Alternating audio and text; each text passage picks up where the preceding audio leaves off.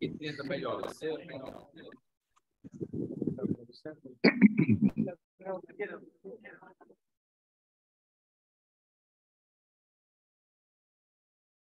Tem mais cadeiras aqui no meio, quem quiser pode sentar para assistir melhor a apresentação.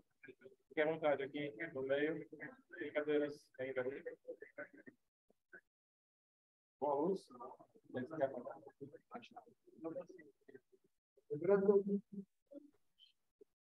Convidamos o Dr. Rafael Alves Elvas na palestra do Bispo. Se estiver aqui, pode enxergar. Se estiver aqui, pode enxergar. Aí ninguém vai chegar.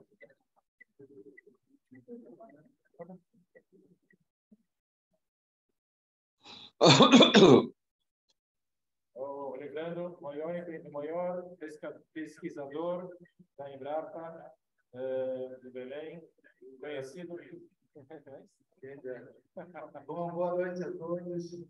É um prazer enorme estar reunindo com vocês hoje, nesse dia para mim, para todo o povo de Israel, um dia especial, dia de Tu B'Shvat, no 15 do mês de Shevat, mês hebraico de Shevat.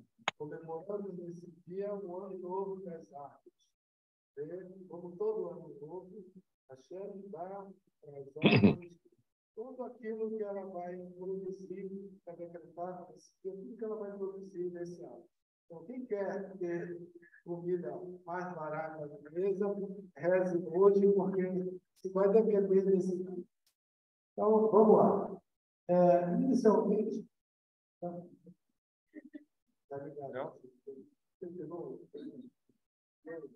está aqui, tá. Não. Então, vamos fazer de novo.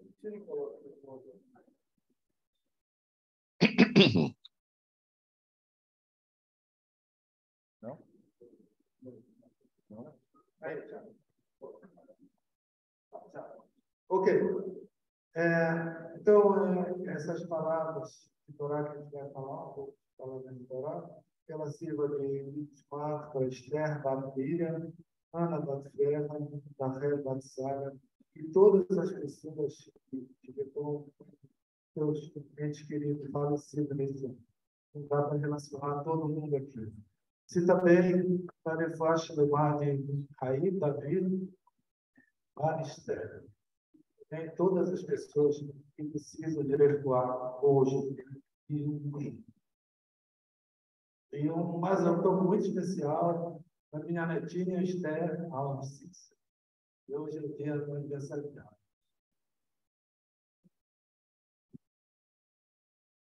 Como o Rabino falou na sinagoga, nós temos, na verdade, nós temos 4 anos novos durante o ano.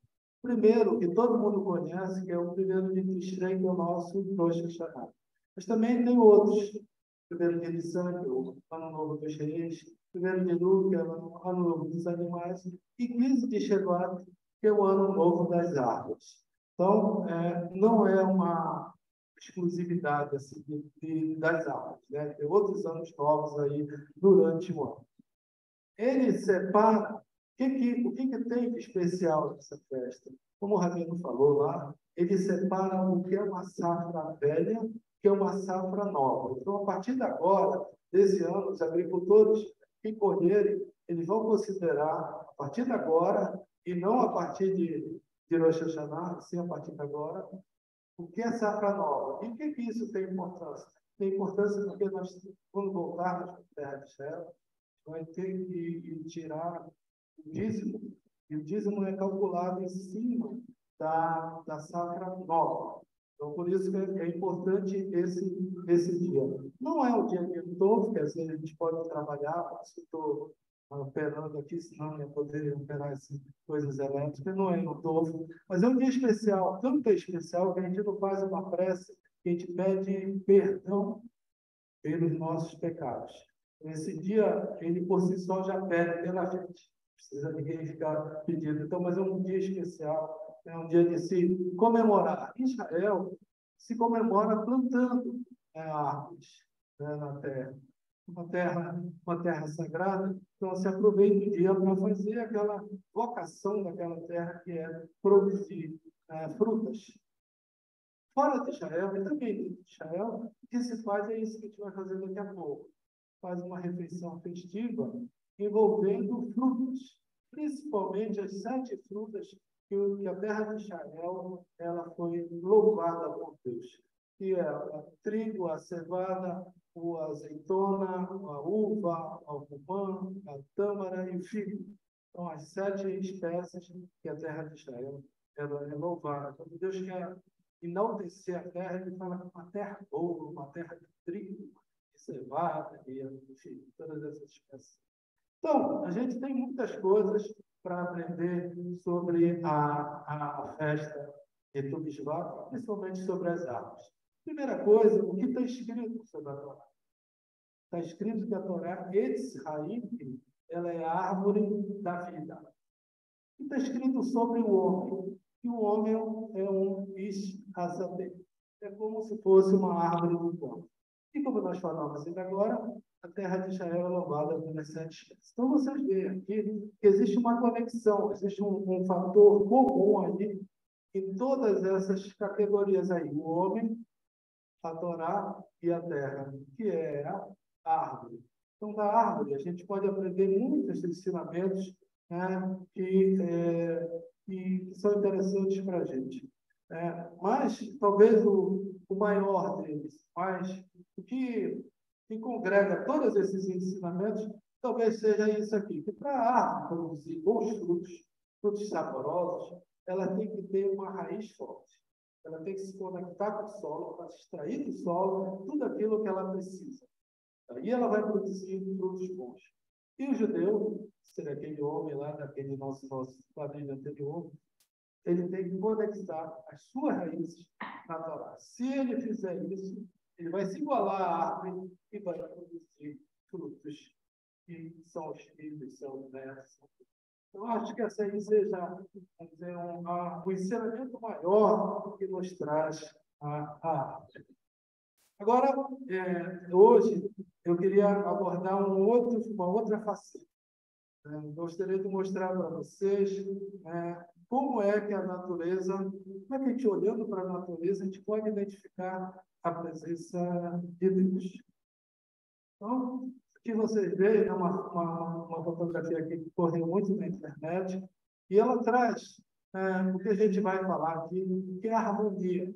Além dos espetáculos que é cada ser humano, cada animal, cada árvore, complexidade que cada um deles tem, o que mais talvez me impressione, eu acho que impressiona todo mundo, é que as coisas são harmônicas. Eles não são independentes. A natureza vive com uma harmonia e quando a gente quebra a harmonia, tem consequências imediatas. Era como se fosse a natureza, como se fosse uma sinfônica, em que cada elemento desse é importante. Então, se tira um elemento, se tira o pianista, se tira o violoncellista, sei lá, estraga tudo. Estraga tudo, não vai ter aquela harmonia. Então, na floresta, nas árvores, tudo também funciona dessa forma. Então, vamos ver, primeiro, para vocês terem uma ideia da variabilidade que existe entre as plantas, e vocês vão ter depois, a gente chega nessa parte como elas se conectam, como elas se harmonizam. Então, vamos ver aqui, por exemplo, as flores. De diferentes tipos de flores. Esse eu acho lindíssimo. A Vitória Régia nossa aqui tem uma geometria fantástica. Essa também. Tem flores que parecem que são coisa de um artesão. Olha só, uma flor que parece aqui os suricatos. Flores de suricatos. Uma bailarina. As meninas vestidas com bate mitzvah. Esses títulos que a gente foi colocando aí, né? um deslize aí na maionese. Aqui, orquídea, que uma explosão de flores. Essa aqui é a flor, a maior flor que existe. Uma coisa monstruosa. Quando ela floresce, é um banho de flores. Que uma roda gigante para insetos. E os macaquinhos. Ó. Aqui parece que é uma coisa tricotada, uma flor tricotada. Tem os periquitos. E a flor espinho. E a flor beijinho, uma flor linda, né? Pela forma, esse formato. E parece um sorvete de tulipa. Aqui, soltando balões no campo. Então, tudo isso para mostrar que o Criador fez coisas maravilhosas na natureza. E não bastasse só essa maravilha, nós temos essa conexão entre a diversidade de plantas com a diversidade de animais. Uma coisa tem relação com a outra. Quanto mais diversa for a floresta, mais animais terão. Se não tiver diversidade, não vai ter animal. Então, a gente vê isso claramente, por exemplo, uma floresta com reflorestamento de pinheiros ou de eucalipto. Aquilo ali é um deserto verde. Não tem animal nenhum. Por que não tem animal nenhum? Porque não tem comida. Não tem comida. Os animais, eles interagem com a floresta em função da comida. Então, existe um equilíbrio na cadeia alimentar entre as plantas e os animais e entre o animal e outro. Tudo sincronizado. Por exemplo, uma sincronia, um sincronismo que existe entre as árvores e a chuva. As árvores, elas captam a água dos lençóis mais baixos e jogam na atmosfera. Essa água da atmosfera cai de volta na forma de chuva. Então, forma-se um ciclo. E esse ciclo é importante porque ele vai abastecer os igarapés, vai abastecer os rios. Quebrando o ciclo, né, os igarapés secam e também não vão ter água. Isso aí é uma coisa que já está acontecendo hoje em dia. Então, muitos agricultores fazem aquilo que se chama plantar água. Eles vão nessas brotas onde era antigamente tinha água, hoje em dia só tem alguma coisinha de nada, começam a reflorestar em volta, refloresta também em volta dos igarapés que estão secos, e daqui a pouco começa a brotar água, como se fosse plantio de água. Então, essa isso me diz claramente que a natureza por si já faz isso. Ela faz, normalmente, essa ciclagem da água aqui. Outro ponto importantíssimo. Para produzir frutos, as plantas precisam de agentes polinizadores, que vão polinizar as plantas e vão produzir os frutos. Por outro lado, esses agentes se alimentam do pólen e do néctar. Tudo devidamente sincronizado. Por exemplo, para algumas espécies de flores, é a abelha que faz essa polinização. Para outras, já são moscas.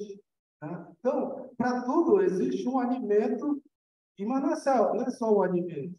O alimento e também ela vai prestar um serviço para a planta. E tem que haver um sincronismo também da época que essa planta flora, porque esses animais, esses insetos, precisam comer o ano inteiro. E eles não têm supermercado para ir. Então, tem que ser a natureza que tem que dar o tempo todo, tem que ficar. Então, diferentes coisas acontecem para que esses animais, esses insetos, não morram. E eles também promovam a frutificação das plantas.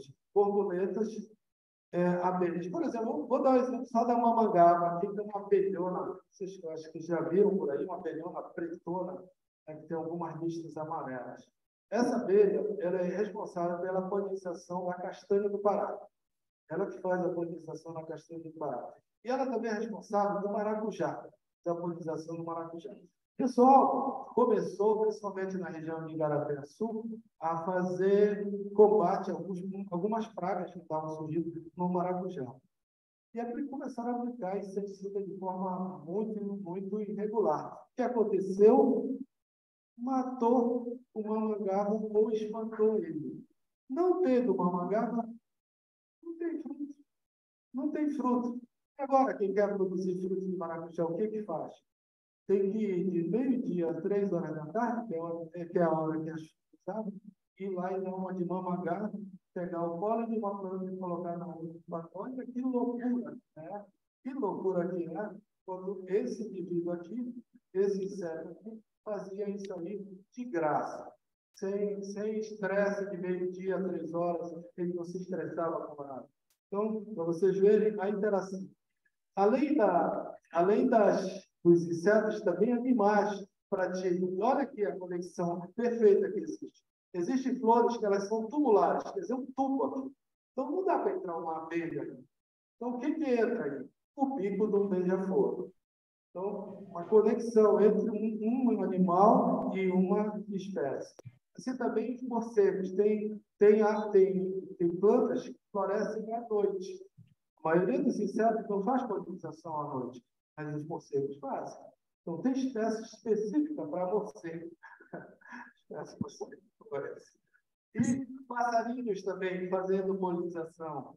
Aqui, por exemplo, o periquito fazendo polinização no bacuri. Essa aqui é a flor do bacuri, parece uma rosa, né? Mas é uma flor do bacuri. Então, isso quanto a produzir semente. Agora, essas sementes, além de ser produzidas, se elas caírem debaixo da árvore, pela sombra que a árvore proporciona, elas não desenvolvem.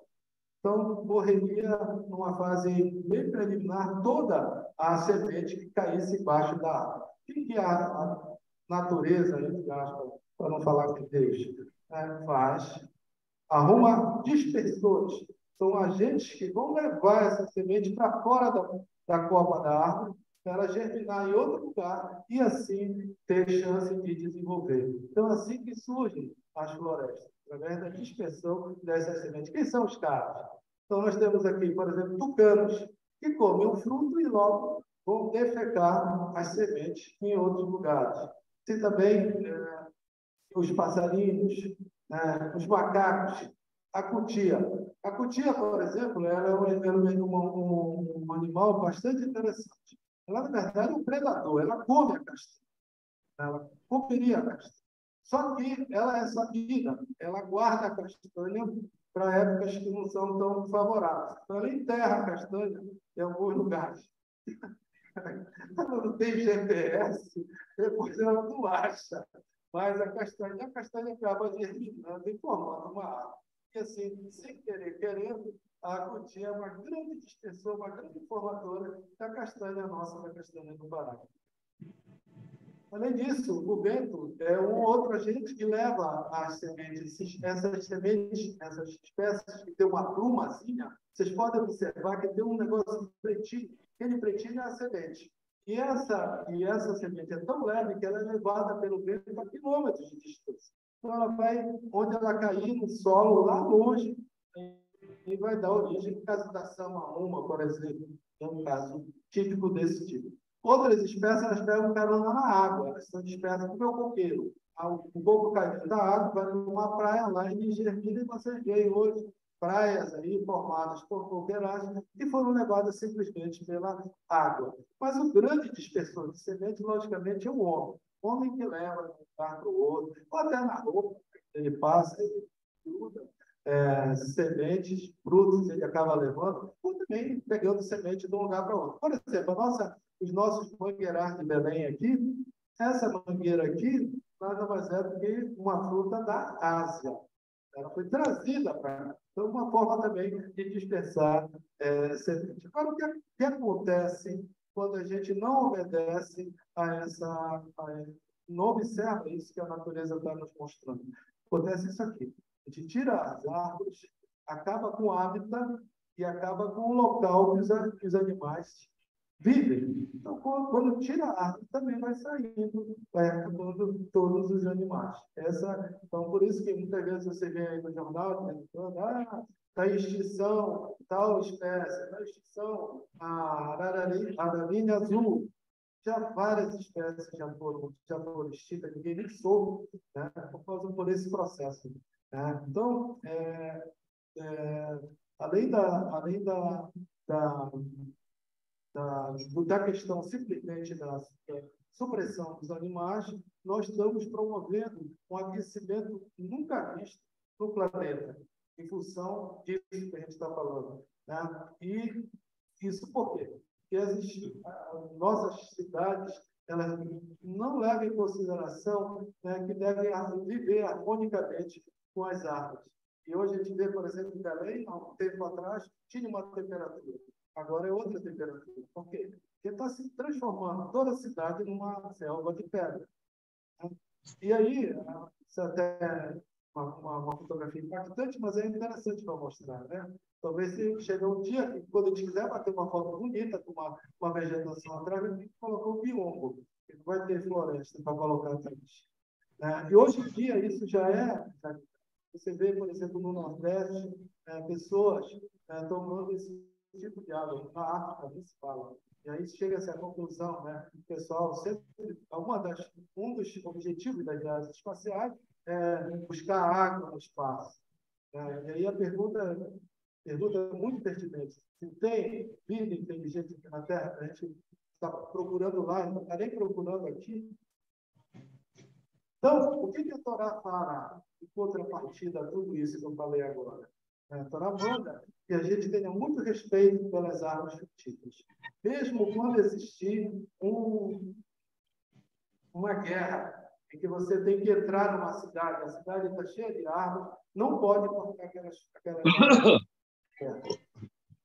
Uma outra orientação da Torá: plantar cinturões verdes em volta das cidades, para promover todo aquele benefício que a gente falou há pouco.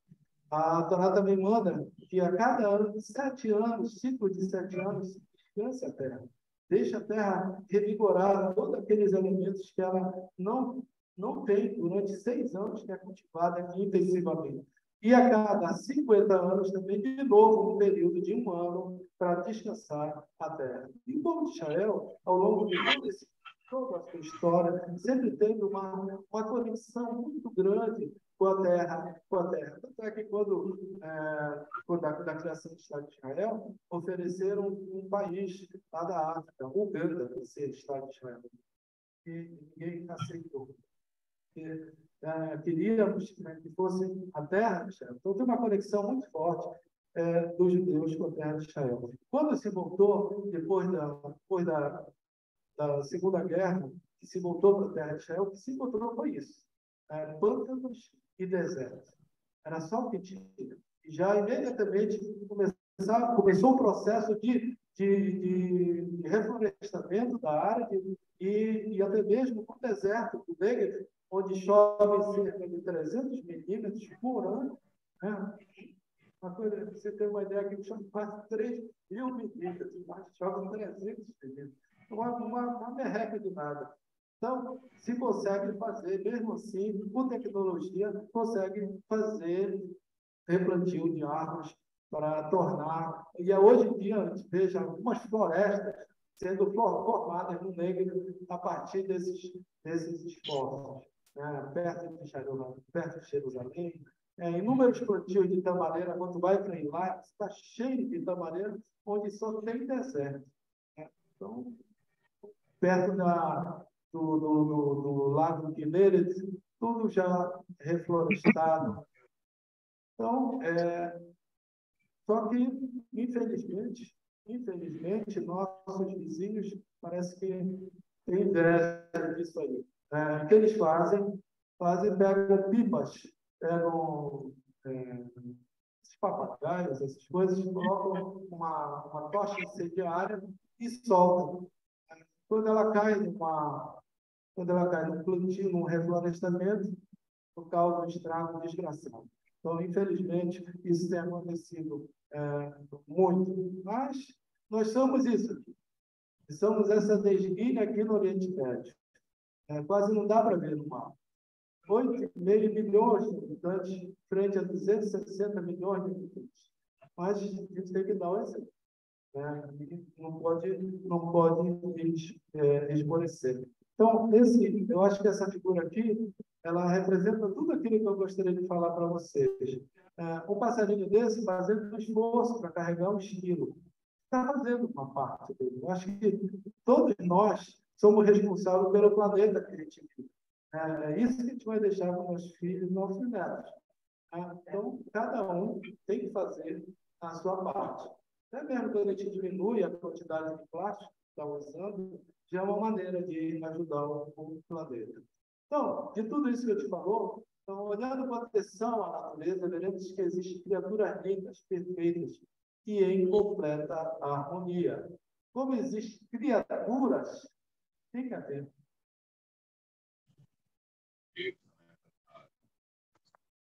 Tem que haver um criador. Então, passe a olhar com cuidado o meio ambiente e você verá as manifestações de Deus na natureza. Como dizia o Salmo 104, Marabu Maser Hashem, Pulam Behormas, como são numerosas tuas criações, Hashem, todas feitas com sabedoria. Obrigado.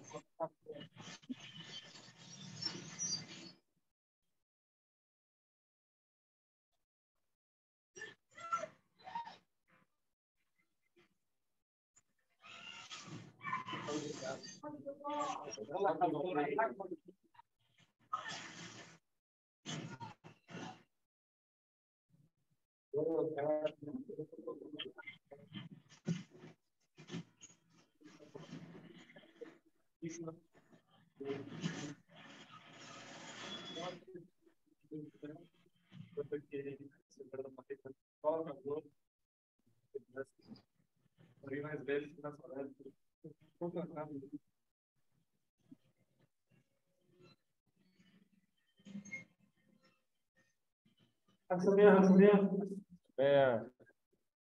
Pois tanta sabedoria, nosso querido Rafael quase.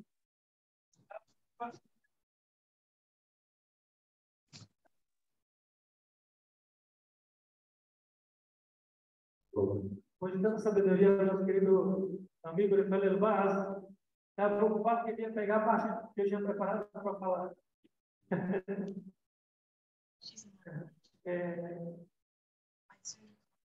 Não vou me estender. Trazendo o que ele quer avô.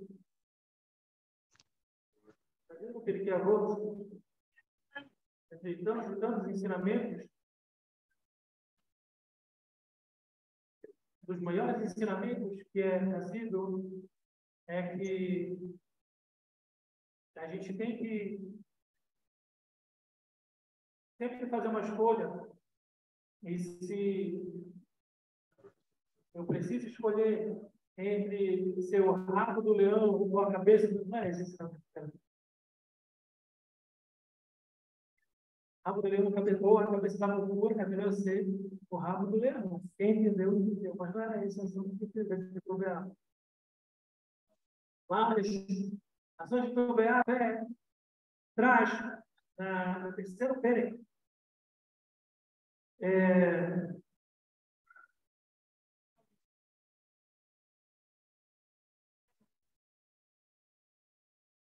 Na terceira pere está a feita. Quando chegou com uma dor, meu nome Marçal, lemão do não aquela pessoa que a sabedoria dela ela é mais extensa, digamos assim, ela é maior, mais ampla em relação aos seus atos. Ou seja, é um grande estudioso, uma pessoa que ela dá ênfase ao conhecimento, mas nem tanto aos atos, ou seja, não pratica muito. Então, a Mishnah ela faz uma comparação, ela faz uma lemão do meio, para que essa pessoa é parecida. Leilano, Xianatado Merubim, deixar achado no atum. É parecido como uma árvore que seus galhos eles são grandiosos, são muitos, porém a raiz dela é pequena. O que acontece com uma árvore dessas? A Mishnah continua falando, você está vê o cantor, pastor, para a gente vê muitas vezes aqui em Belém, então vem uma chuva, vem uma ventania forte e arranca aquela árvore e derruba ela. Mishnah continua e fala: Aval kol shema'asav merubim reformador.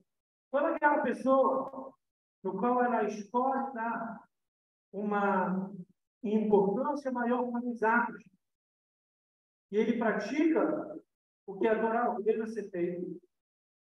E é claro que ele também estuda, claro que ele também adquire sabedoria, mas a prioridade dele é em relação à ação da mitzvah.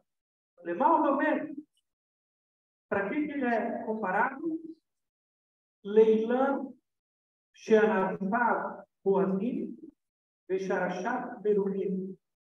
Ele é comparado como uma árvore que, embora os seus galhos eles são pequenos, mas as suas raízes elas são grandes, elas são extensas.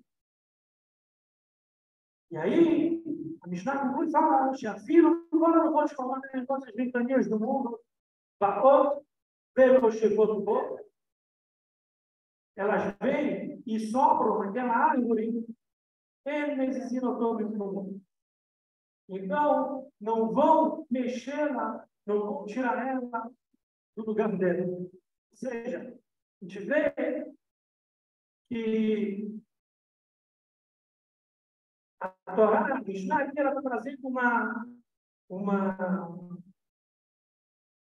importância maior no que se diz à ação, cumprir as medidas. Está trazendo na Gemara uma pergunta: o que é mais importante, estudar a Torá ou cumprir as mitzvot? A resposta é que o mais importante é estudar a Torá. Por quê? Ao invés de estudar a Torá, você vai conseguir chegar no cumprimento das mitzvot. É uma pessoa que ela não estuda a Torá, ela não vai conseguir chegar no objetivo, que é fazer, que é a ação, é colocar em prática. E é exatamente isso que nos transforma numa árvore grandiosa, e além de grandiosa, forte, com raízes bem fincadas, bem extensas, bem expandidas. Mas é claro que isso tudo ele depende do estudo. O estudo é a base, e aí, através da base, a gente consegue chegar no objetivo. O estudo é o meio. Os sábios falam, fazem uma comparação, e uma yeshiva, uma pessoa que ela estuda numa yeshiva, porque ela estuda num college 24 horas, é algo grandioso, mas ele estuda, ele aprende sobre a criação divina. Uma pessoa que ela está no trabalho, ela está 6 dias da semana, ela vai para o escritório, vai para os negócios, compra e vende, e negocia, e se irrita, e tem que enfrentar todas as dificuldades. Mas eles falam que essa pessoa, ela não está entendendo, ela não aprende, digamos assim, sobre Deus, mas ela vê Deus, ela enxerga Deus. Que sentido? Às vezes, quando a pessoa de negócios, ela está numa complicação gigantesca, ela não sabe como ela vai sair daquilo, aparece uma saída. Exatamente a melhor saída que ele precisava para aquele momento, que fala: é Deus que colocou isso aqui. Eles falam sobre essa relação necessária no povo de Israel, essa conexão que precisa existir, que é aquele que estuda a Torá com aquele que precisa estar no trabalho e trazer para a nação, como também conhecido digamos assim, uma negociação que foi feita entre 2 tribos, que era Zebulun e Issacar. A tribo de Zebulun, elas saíam para o trabalho, elas saíam para fazer compras dos navios em terras distantes, que não tinham muito tempo para estudar a Torá. E por isso eles negociaram com a tribo de Sará e falaram: vocês vão ficar aqui estudando a Torá o tempo inteiro. E aí, a gente vai dividir o mérito do estudo de Torá. Metade do mérito do estudo de Torá de vocês vai ser nosso. E os nossos lucros a gente vai dividir com vocês. A gente vai manter vocês para continuar estudando Torá. Então, a gente sabe que o assunto da Torá é o assunto da ter sustento para a família. Isso aqui é uma mitzvah da Torá. A própria Torá fala, antes de falar do Shabbat, que nós devemos guardar o Shabbat. A Torá fala, cheio de caminho da boa. Antes de chegar no Shabbat, vai na faixa. Antes de chegar no Shabbat, o dia do descanso, fala, cheio de caminho da boa. 6 dias vai trabalhar. Não é brincadeira, é trabalho. Aí a gente chega no Shabbat. Então, precisa essa união e a gente precisa, então, fortalecer as nossas raízes através do Isaac, através das mitzvot. A gente precisa, para poder fortalecer as raízes com mitzvot, a gente precisa investir no estudo da Torá. Exatamente esse foi mais uma vez falando sobre isso, porque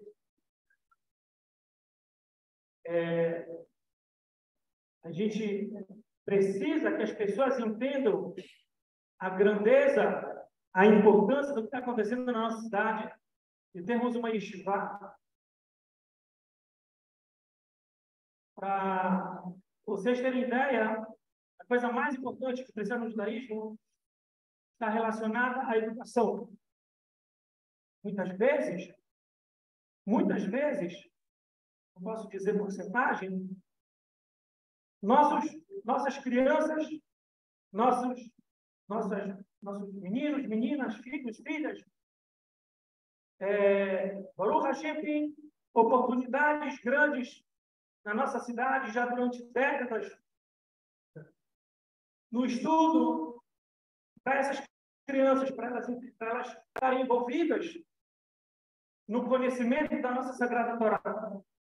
Sabe, quando a idade vai chegando mais adiante, 12, 13 anos, então nossos jovens, eles deparam com uma dificuldade. E aí, já não tem mais, de uma forma intensa, digamos assim, ou de uma forma orientada. Claro que existem aulas para jovens aqui e ali, mas não é com a mesma intensidade, o mesmo objetivo de um yeshiva. Muitos eles têm que fazer a escolha de ir para um lugar onde tem um yeshiva.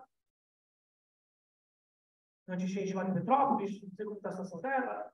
Hoje em dia tem algumas yeshivas de São Paulo, e que não é nada perto daqui da nossa cidade. E por causa essas, sendo muitas razões, para poder fortalecer a nossa comunidade, eu vou falar com o Marquinhos. Eu falei, Marcos, quantos anos tu tem? Aí ele falou, 10. Aí ele falou assim para mim, mas eu sei por que tu está me perguntando isso. Aí eu falei para ele, por quê? Então, por causa do yeshiva, né?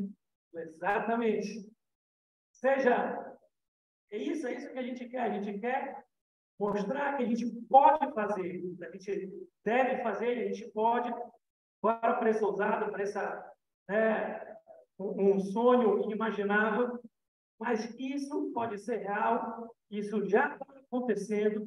Agora a gente está com 3 semanas a gente vai, sendo que uma a gente já começou com festa, porque a gente tirou eles, começar a estivar para mostrar que a gente tinha dado esse passo, a gente tirou eles das férias que eles estavam tendo. Então, a gente teve semana passada uma semana livre, mas agora nós já voltamos com toda a força, desde Shabbat, e hoje de manhã já estudamos em todo um cronograma, tem várias parcerias, tem vários objetivos, tem várias ideias que a gente pretende colocar, todas elas em prática o quanto antes. A gente precisa da compreensão, do apoio, a gente precisa do incentivo e da confiança de todos, mas principalmente a confiança daqueles que têm filhos nessa idade de 11 anos, 12 anos, até 16, até mais íntimo. Pra vocês terem ideia, estava dia desses, era aqui na chamar, e aí veio falar um balabai, um pessoal da comunidade casado, e falar, eu comprei uma maquinária para estudar Gumará. Então, onde de repente surgiu, a vontade de estudar Gumará? Gumará não é fácil. Gumará não é alafá. Eu estudo, abro, estudo, sei o que fazer e sei o que não fazer. Gumará, ela constrói, ela evolui pensamento, depois destrói, a pessoa fica perdida. Eu falei, poxa, eu tinha entendido, mas falaram que tudo não adiantou nada. Você não entende. Mas, enfim, todo esse assunto essa necessidade voltou a despertar na nossa comunidade de querer entender mais sobre o que muitas vezes um Bacu, ele volta do Meixivá e fala, eu explico Mará, sei que tem que fazer isso, aquilo, e outros não tiveram essa oportunidade. Mas a gente também está abrindo, né, a todos. Vai ter estudo de Gumará, o Colelé, nas segundas e quartas vão passar a ser estudo de Gumará.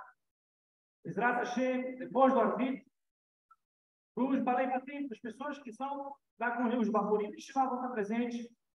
E os Balei Batim, ou seja, os donos da casa, digamos assim, os homens, que passam o tempo inteiro, o dia inteiro, trabalhando atrás da Paranassá, que é o que deve ser feito, mas ali vão ter a oportunidade de estudar Gumará, e quem sabe até tem ali mais outros projetos ousados que foram conversados. A gente pode, em outro momento, liberar isso daqui. Mas a gente precisa, de fato, da confiança de todos e entender que isso aqui é uma realidade, isso é verdade, que a gente precisa, todos os jovens da nossa comunidade, nessa faixa etária, que estejam presentes, que estejam participando. A gente vai ter muitas surpresas. Não vai ser só um momento de estudo, mais um momento pesado.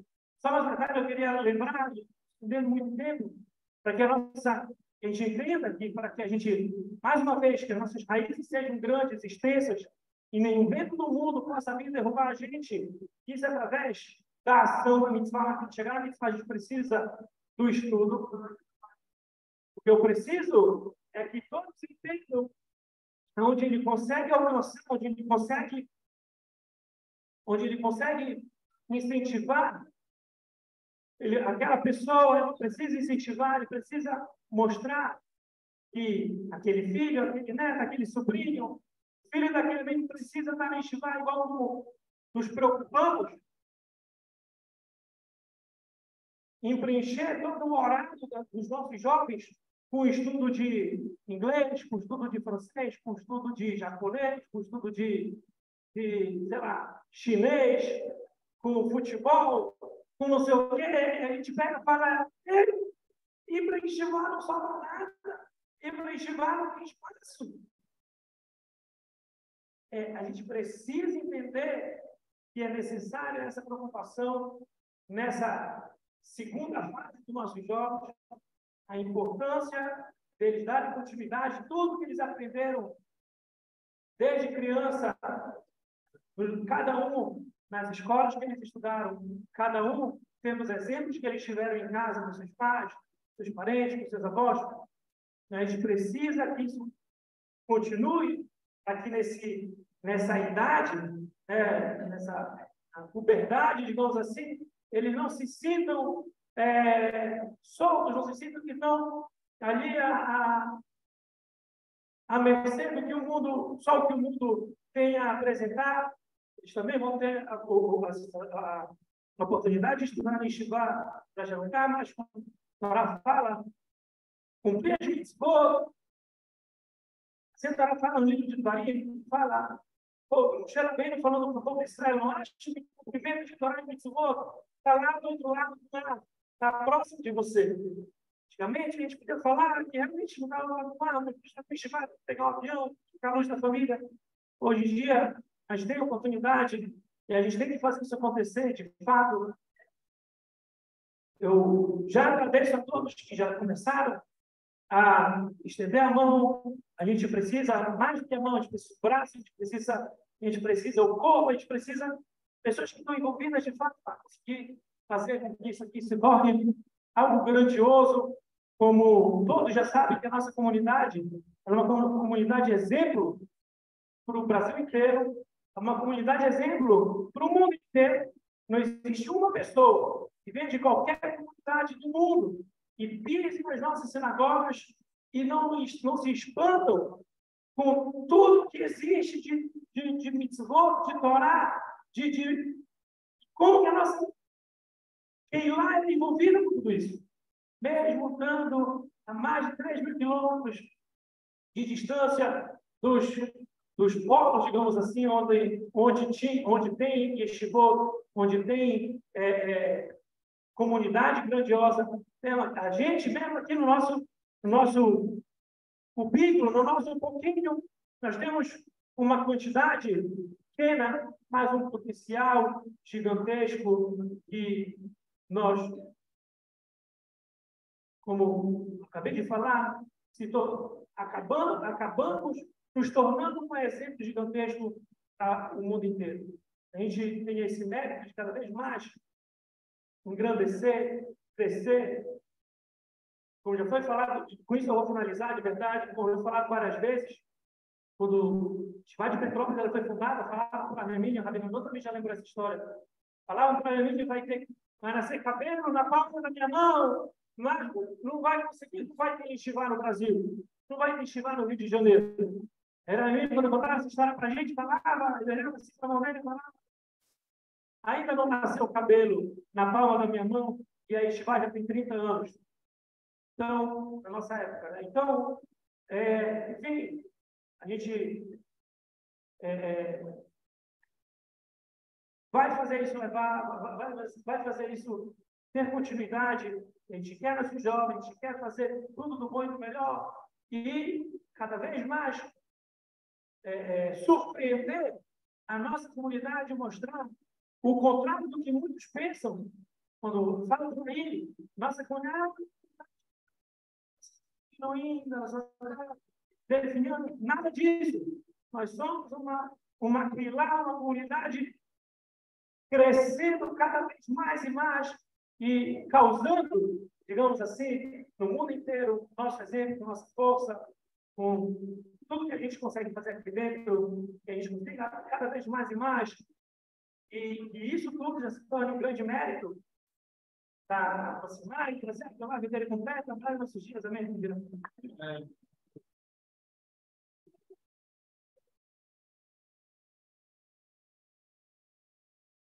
Sorteio. Vai ser online?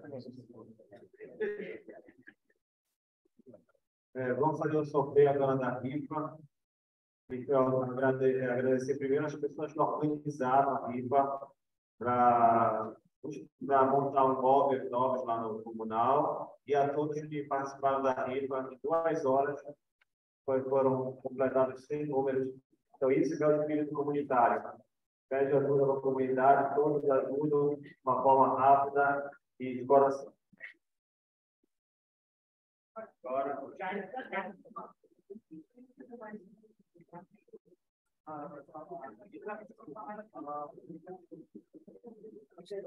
tambores.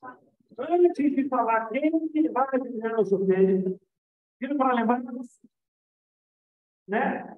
Mais um ponto muito, muito importante, é o início da escola, da escola Marcos Serruia, e Bezrat Hashem vai estar recomeçando esse ano, nessa quinta-feira, de 3 às 5 da tarde, guardando todas as crianças que precisam estar presentes. Quem precisar se inscrever ainda e ainda não fez Está falando com a dona Lise. E os jovens vão ter aula de hebraico às 5 horas da tarde, na quinta-feira. Idade? Jovem. Jovem tem 30 anos. Jovem, seja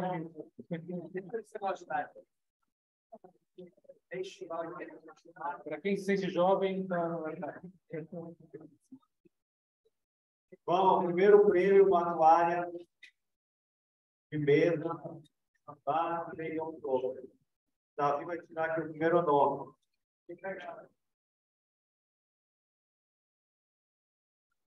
Número.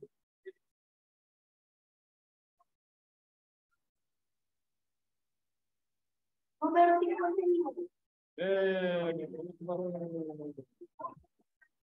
51. Vanessa vai falar quem ganhou. Tina, ele acha que Qual é o segundo prêmio? Uma vela e Abdalá.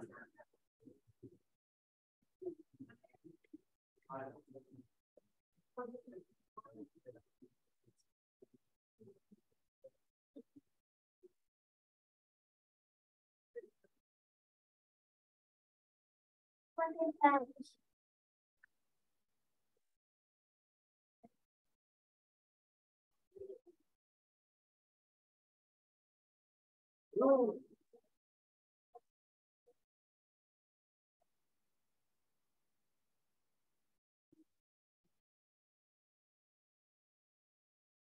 Dois formas de guardanapo de volta.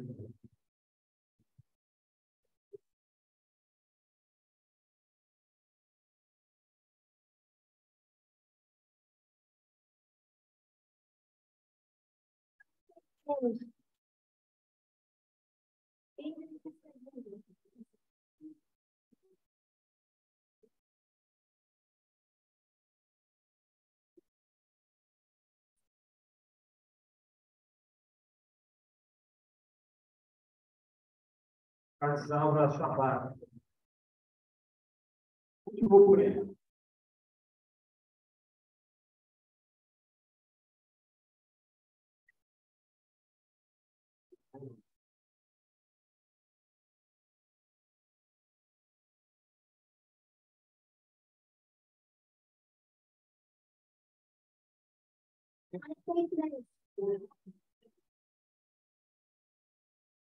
Tina, ele acha que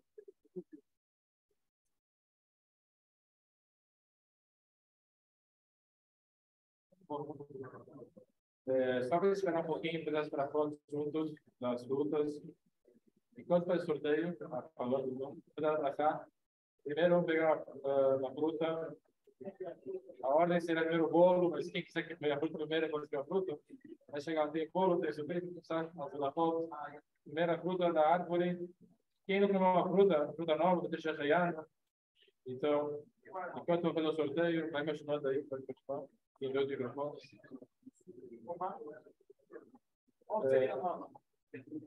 Quem não comeu já um ano a fruta, deixa raiar. Quem fruta nova.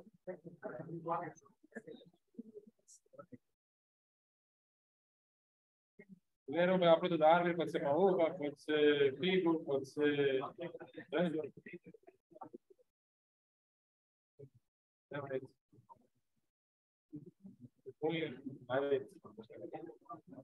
Vamos lá, todos juntos que no fez.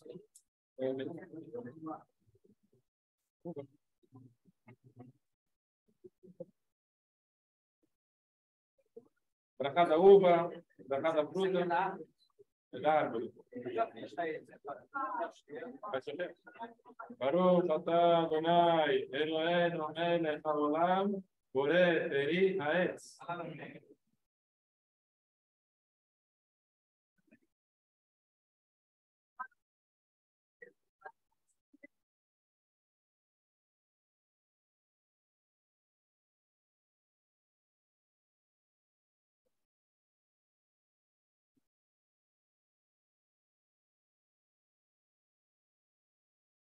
Pode, já?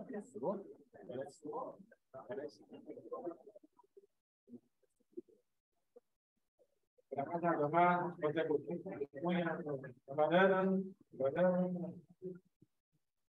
mamão, melão, tem melancia também, melancia.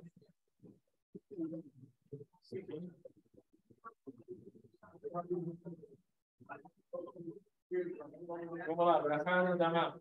Todos juntos. Barulho, cantar.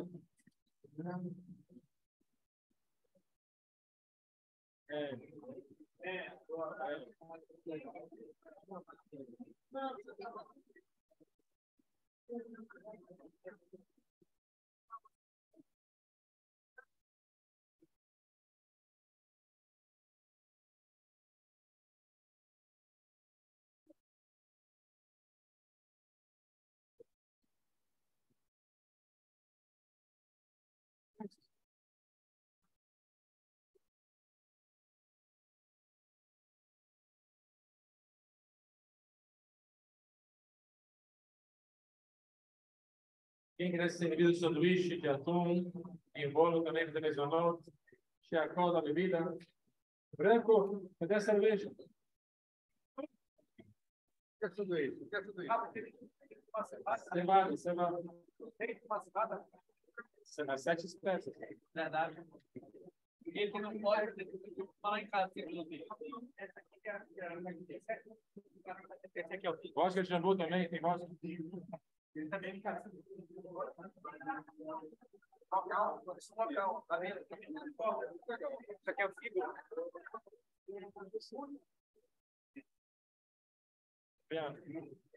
Eu já fiz para outra. Ah, tudo bem.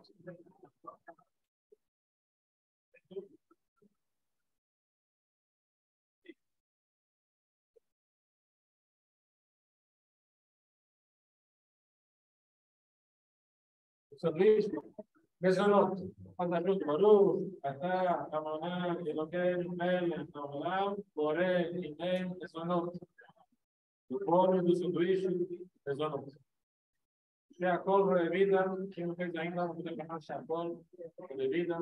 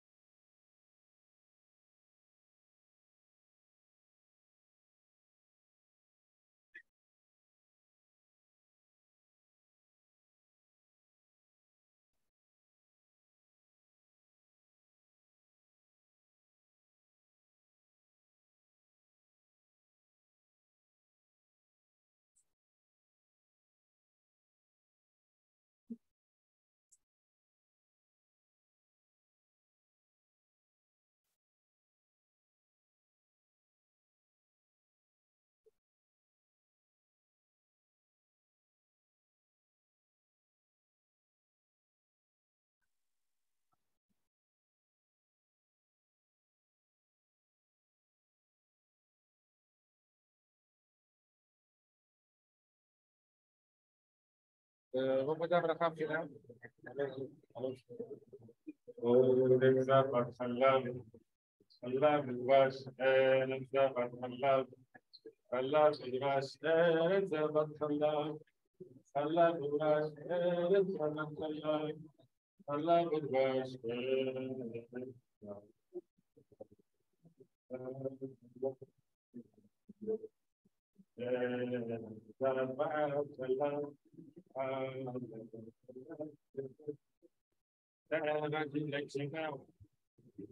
É isso, cara. Vou botar para cá, final. Quem quiser pode continuar.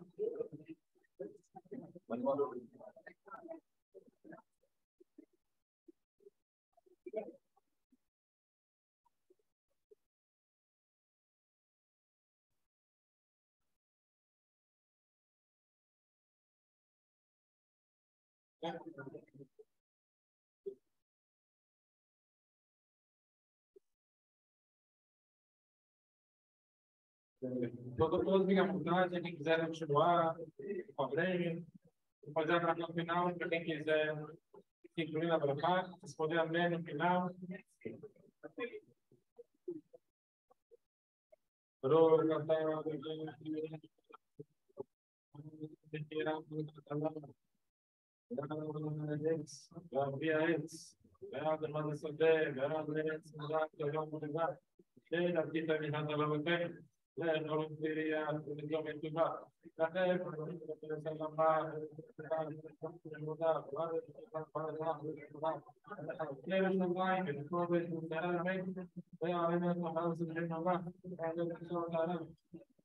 E até o momento de uma conclusão, a Vou fazer mais, claro, da minha da perol. Tudo junto. Vou cantar na Coreia, achou, travou. Direcionar, autonar, chegar, da perol, mas deve, pai, vai a dormir. A gente tem o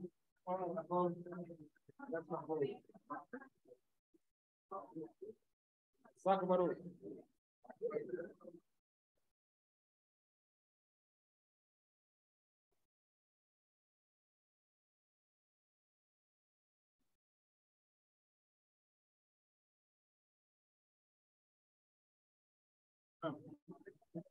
Vai.